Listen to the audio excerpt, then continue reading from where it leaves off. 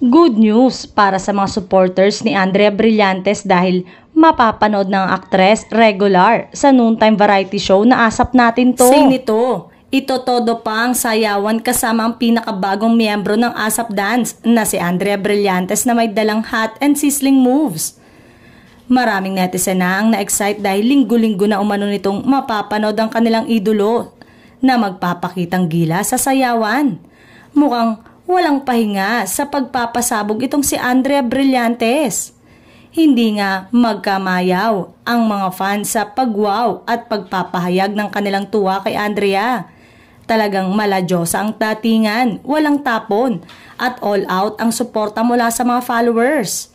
Ano pa nga bang masasabi natin? Talagang kahit anong ipasuot o ipagawa mo kay Andrea, walang mintis. Wala na tayong magagawa kundi mapahanga at mapabili. Tingnan ng mga netizen, Barbie girl vibes nga raw ang atake ni Blythe at talagang swak na swak sa kanya na mapabilang sa Asap Dance. Kahit anong gawin ay maganda pa rin kay Blythe. Talaga namang effortless ang kanyang beauty at talent.